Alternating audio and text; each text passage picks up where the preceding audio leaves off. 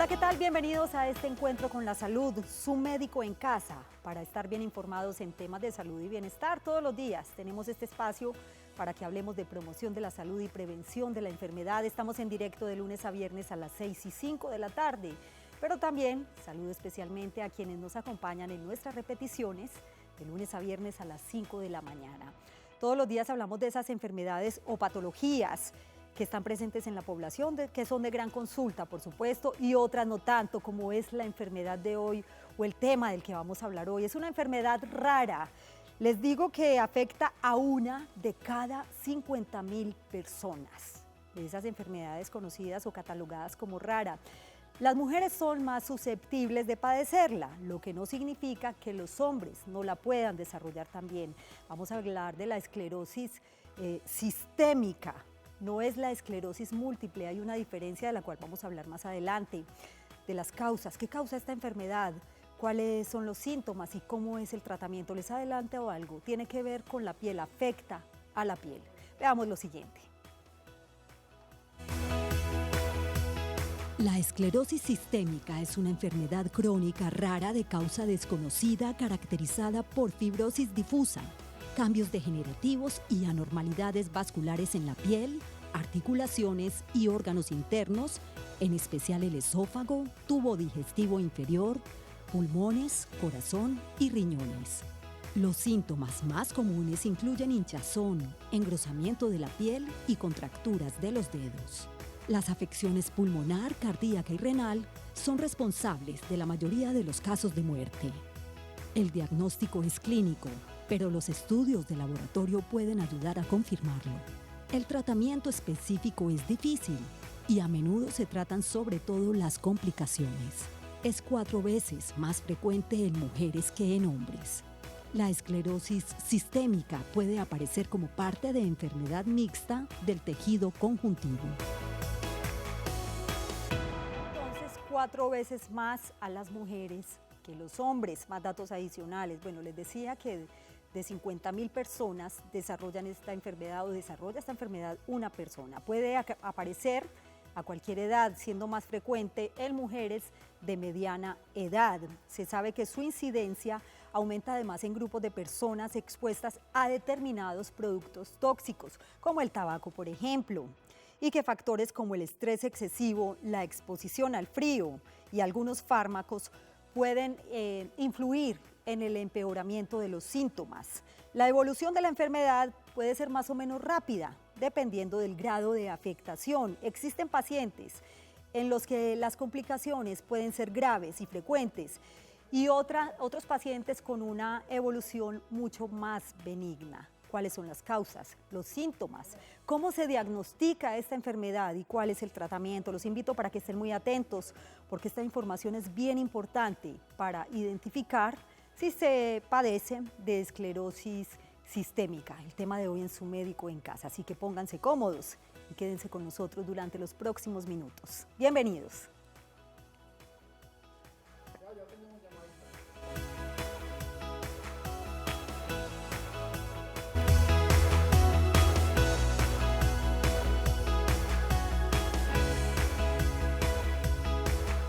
Gracias por estar con nosotros en su médico en casa todos los días en este horario. No solamente están las líneas telefónicas para que participen con sus inquietudes, pueden interactuar en redes sociales. En Twitter nos encuentran como numeral su médico en casa, @Teleantioquia, y en Facebook estamos como canal Teleantioquia. Está con nosotros el doctor Miguel Mesa Navas, él es médico reumatólogo de la Clínica Universitaria Bolivariana. Gracias por estar acá, doctor, bienvenido. Muchas gracias a ustedes por la invitación.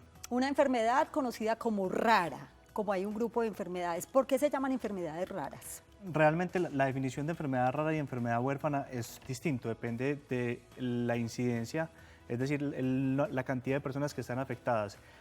Por la cantidad de personas que están afectadas es una enfermedad rara y por definición del gobierno es una enfermedad huérfana, cierto grupo de enfermedades que cumplen adicionalmente otras características, como que tengan tratamientos que son difíciles de acceder o medicamentos ¿De alto costo? De alto costo.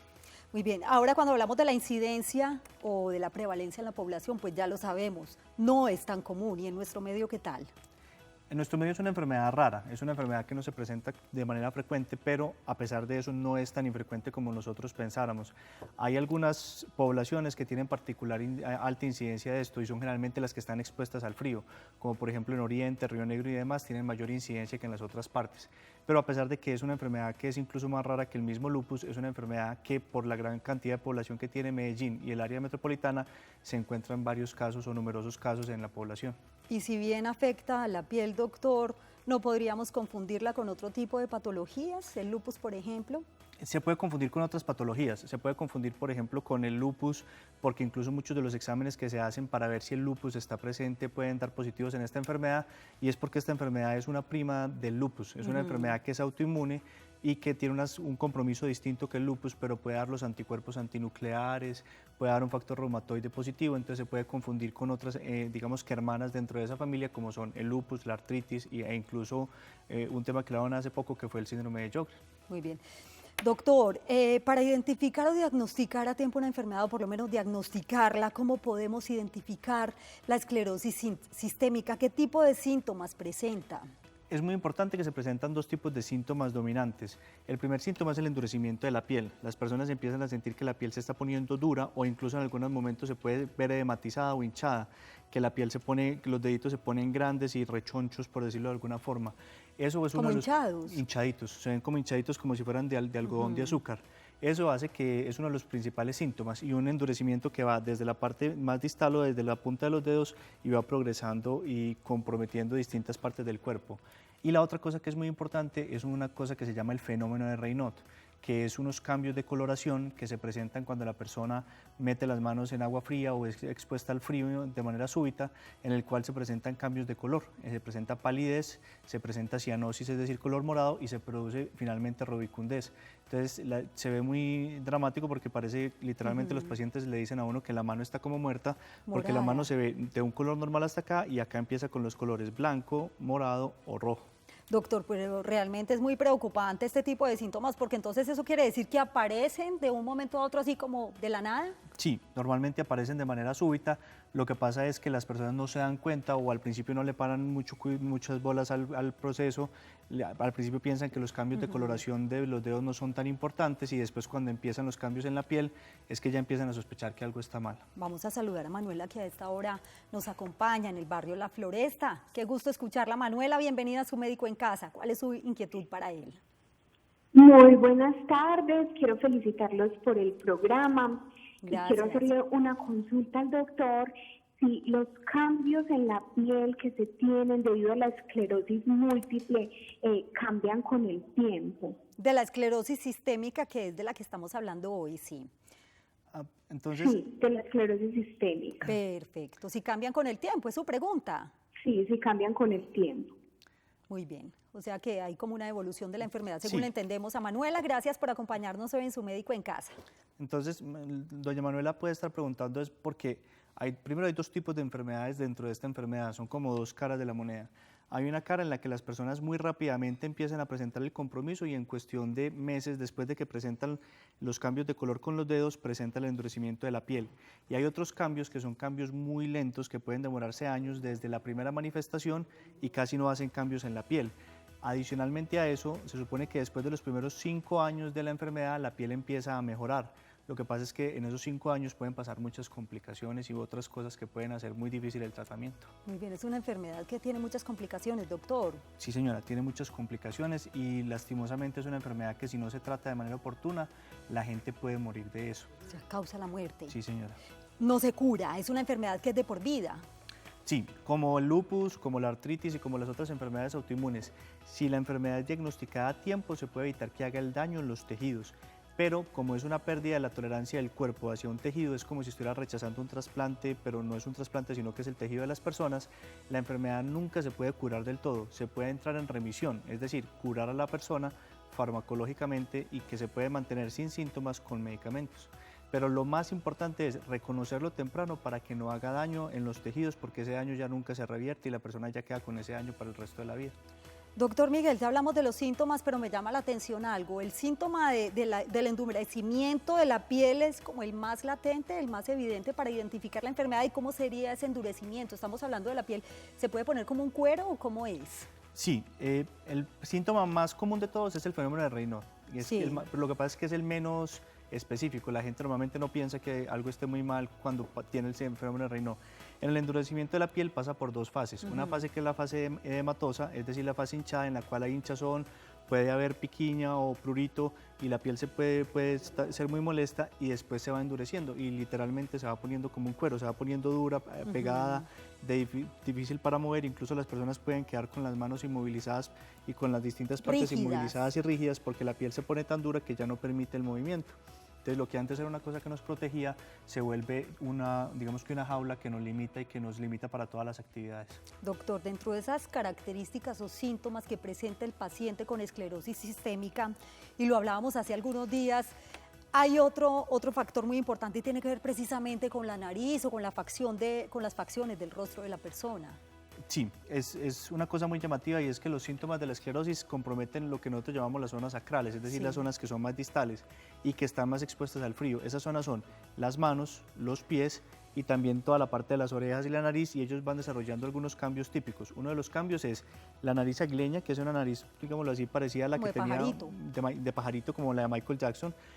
Hacen una cosa que llaman microstomía, la boca se vuelve pequeña y no son capaces de abrirla para nada, y se pierden las líneas de expresión. Entonces, como se va llenando de colágeno la piel, las líneas de expresión se van perdiendo y la persona queda como con una cara de máscara.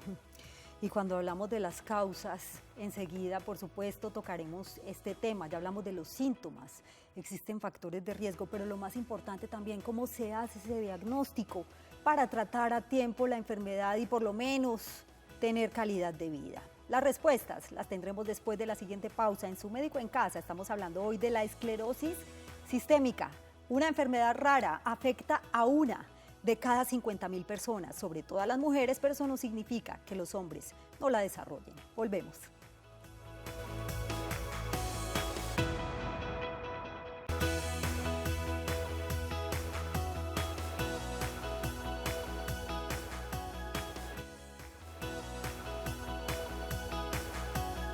Regresamos a Su Médico en Casa. Gracias por continuar con nosotros. Y el tema del día, estamos hablando de esclerosis sistémica, una enfermedad de aquellas catalogada como rara, porque le da a muy poquita gente. Por eso hay que identificarla a tiempo, diagnosticarla, cuáles son esos síntomas y cómo se puede tratar. Pero antes, veamos los siguientes datos muy importantes para que tomemos nota. La esclerosis sistémica, también conocida como esclerodermia, que entre otras cosas ya no se conoce también, ya no se llama así esclerodermia, es una enfermedad crónica autoinmune que afecta principalmente a la piel. Puede afectar también órganos internos, como cuáles pulmones, intestinos, riñón o corazón. Ahí van las complicaciones. Los cambios de la piel son causados por el aumento y la acumulación de fibras de colágeno y otras proteínas. La piel se esclerosa, o sea, se hace dura y rígida, que lo explicaba ahora el doctor Miguel. Al principio, las lesiones consisten en una inflamación que después se va transformando en un endurecimiento. Además, dificulta el riego sanguíneo al ocluir las pequeñas arterias y capilares que llevan la sangre a los tejidos. El diagnóstico se hace mediante un reconocimiento médico especializado por el reumatólogo, que incluirá el relato de los síntomas, un examen de la piel y una exploración general. Siempre se realizan exámenes complementarios como pruebas de función cardíaca y pulmonar.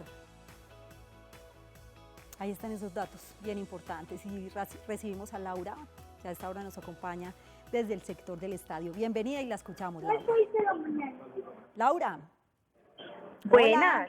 Ya estás al aire, Laura. ¿Cuál es tu pregunta?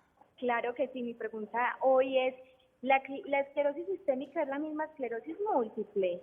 Muy buena pregunta, gracias por acompañarnos, Laura. Gracias Incluso a es usted. importante hacer esa aclaración, doctor. ¿Qué diferencia la una de la otra? Sí, es muy importante porque hay distintos tipos de esclerosis. Entonces, es muy distinto, por ejemplo, cuando en unos rayos X dicen esclerosis, que solamente significa que se ve un endurecimiento, un engrosamiento de un hueso en particular.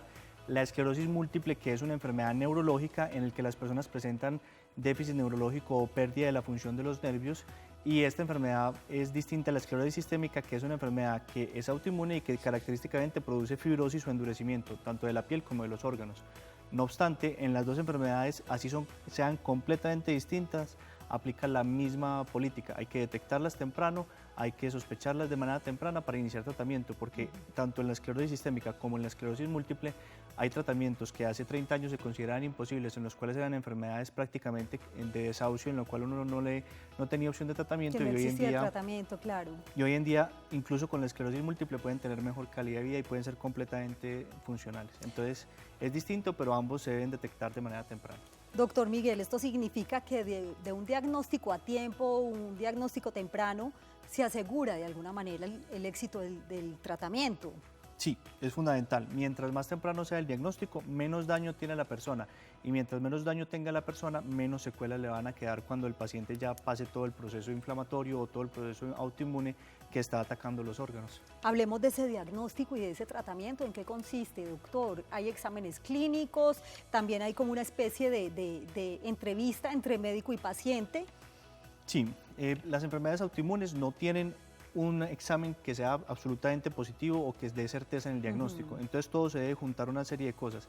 La historia, el fenómeno de Raynaud, especialmente los fenómenos de Raynaud que son asimétricos, es decir, que comprometen unos dedos y otros no, o que producen pérdida de tejido, es decir, úlceras en la punta, son fenómenos de Raynaud que son anormales. La historia y el examen físico con el endurecimiento, en especial personas que presenten endurecimiento desde los dedos y que pase por los nudillos, cualquier endurecimiento que empiece desde los dedos y sobrepase los nudillos de la piel de causa no explicada, hay que descartarle una esclerosis sistémica. Y adicionalmente una serie de exámenes como son los anticuerpos antinucleares y otro tipo de exámenes, y unos exámenes como la capilaroscopia, que es un examen que se hace con un microscopio en la base de las uñas para ver si hay algunos cambios en los vasos sanguíneos, que tú ya los mencionaste de la enfermedad y que son patognomónicos, es decir, que son típicos y únicos para esa enfermedad y hacen el diagnóstico. Doctor, cuando hablamos del tema de los dedos, que muchas veces se ponen rígidos, ¿cómo no confundirlos con una enfermedad como la artritis, por ejemplo, la artritis reumatoide? Eso es interesante y es difícil. Por ejemplo, hay enfermedades que pueden producir dolor y limitación como la artritis, pero en la artritis el dolor y la inflamación están limitados a las articulaciones y característicamente mejoran. Mientras que en otras enfermedades, como en la esclerosis, lo que se presenta es que se presenta un endurecimiento, no hay tanta inflamación, aunque algunas veces pueden inflamar las articulaciones, y lo que hay es un endurecimiento, entonces la persona pierde la movilidad, es porque literalmente la piel no les da el espacio para moverse. Entonces se puede diferenciar, aunque se necesita un médico que tenga algún grado de experiencia para hacer esa diferenciación. Por supuesto, y a esta hora también saludamos a Joana, que se encuentra en el barrio Boston, aquí en Medellín. Bienvenida y la escuchamos. Ya su médico está en casa, Joana. Sí, gracias. Mi pregunta es acerca de la esclerosis sistémica. Sí. ¿Es una enfermedad más común en la piel? En la piel. Esto quiere decir que si solo afecta la piel y no otro tipo de órganos. Muy bien, gracias Joana por acompañarnos y de hecho ahorita lo mencionábamos, doctor. Eso es una cosa muy importante, por eso incluso tú decías que se le cambió el nombre y eso es correcto. Sí. Antes se decía esclerodermia queriendo decir que era una enfermedad que endurecía la piel. Hoy en día se le dice esclerosis sistémica para recalcar que es una enfermedad que si bien afecta la piel, afecta a otros órganos.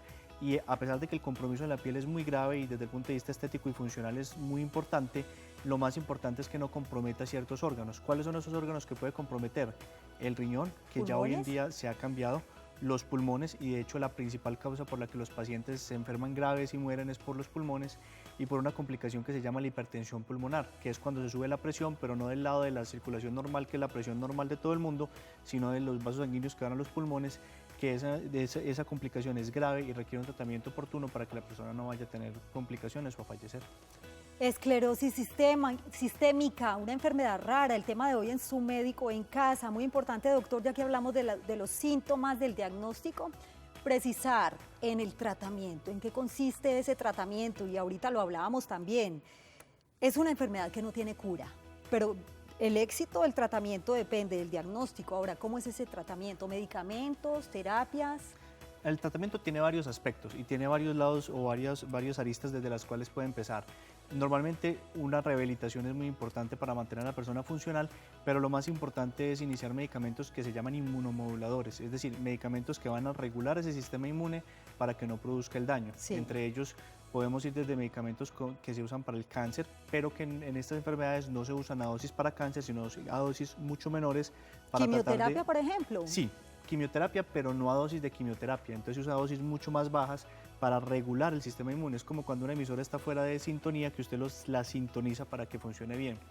Y eso puede ir desde esos medicamentos hasta medicamentos de quimioterapia e incluso llegar a trasplante de médula para algunos casos que son casos refractarios.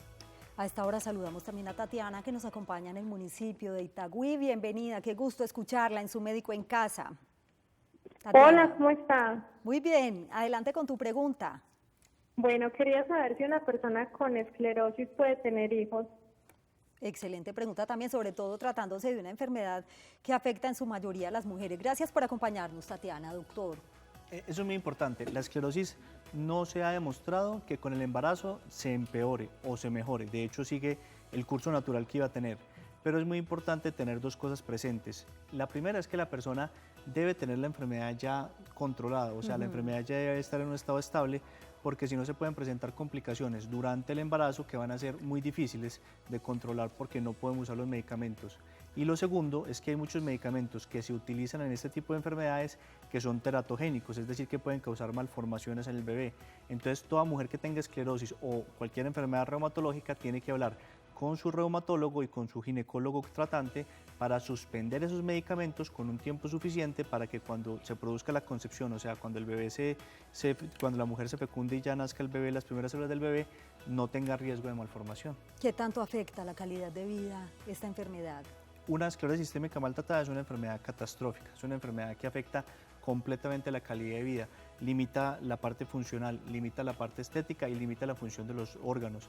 Entonces, desde el punto de vista del sufrimiento de una persona, si no se trata, puede ser una enfermedad devastadora. Es por eso que se debe detectar tempranamente para que no encontremos las secuelas y no encontremos los casos tristes de personas que están muy limitadas y sufriendo mucho por esta enfermedad. Las causas, pues le da, como usted decía, doctor, ¿por qué iba a dar? Pero no existe como una causa que diga hay un componente genético, una información genética. Sí, hay algunas causas que pueden ser genéticas, pero la carga genética no explica la totalidad de la enfermedad, sube un poco el riesgo. Incluso en algunas veces se ha teorizado que pueden ser células de la mamá o del hijo que durante el embarazo se quedan viviendo en el cuerpo del otro que pueden generar la enfermedad. Pero normalmente estas causas son causas que elevan un poco el riesgo, pero no son la causa completa de la enfermedad. Se necesita siempre una mezcla de los genes y el ambiente para poder generar la enfermedad. Doctor Miguel Mesa, gracias por acompañarnos hoy en Su Médico en Casa con esta información tan importante acerca de esta enfermedad que se llama esclerosis sistémica, una enfermedad rara. Afecta a una de cada 50.000 personas, nadie está exento de desarrollarla. Gracias también por su compañía. Que tengan una feliz noche y un feliz día para quienes están con nosotros en las mañanas. Chao.